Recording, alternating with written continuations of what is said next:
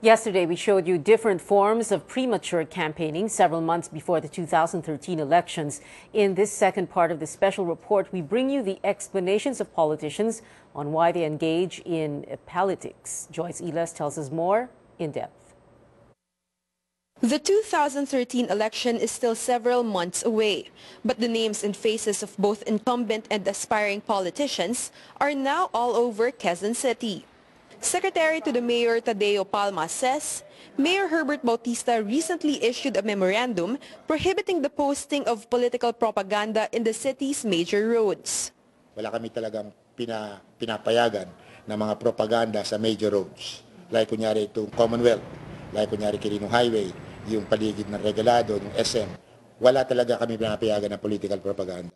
However, Palma admits they allow the posting of signages bearing the names of politicians, but only for government projects. But when asked about the tiles bearing the initials of Mayor Herbert Bautista, this is what he said. Maliliit lang yun, pasingit-singit lang yun sa mga ibang mga project. No?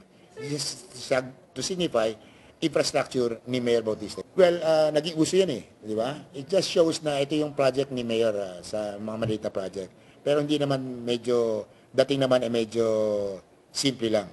Hindi naman masyadong malalaki ang mga signage. In fact, si Mayor ayaw naman malalaking signage eh. Palma says the design of the tiles was the initiative of the contractor, but was not approved by Bautista.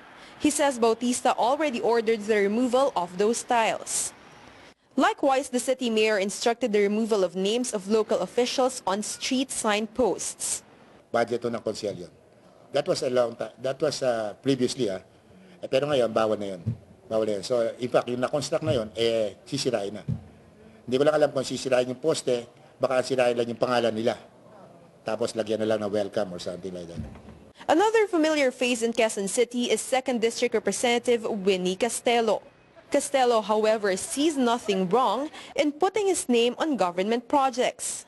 This is part of being transparent, no? Ito po ay parte po ng aming trabaho para malaman din po ng taong bayan kung ano-ano po ang mga serbisyo na makukuha po nila sa pamahalaan. Castelo insists he uses his personal funds in the printing of these signages. At the national level, some people dub the TV advocacy campaigns of several incumbent politicians as a form of e-politics or epal politics. But again, politicians say broadcasting their advocacies is just one way to reach more audience. Those are just people telling the people that they have benefited from our livelihood projects. What's wrong with that? Hindi ako pwedeng mag-say sorry for something that I have done. I have done it well and I'm proud of it. And there's nothing wrong with telling people that you can do this. Commission on Election spokesperson James Jimenez says their agency is powerless against politicians or EPAL politicians as there is no law prohibiting premature campaigning outside the campaign period, which will start on February next year.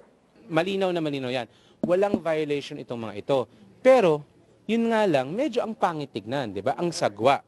So, it's really ultimately not in the realm of something that the COMELEC can govern, but it's really sa public, no? Ang dapat na panagutan ng mga kandidatong ito, hindi ang COMELEC kundi yung publiko. It can be recalled that in 2010, President Benigno Aquino ordered not to post his name or pictures in government programs and projects. Shortly after, the Departments of Interior and Local Government and Public Works and Highways followed the President's move through the issuance of separate directives. But it seems like these orders fell on deaf ears.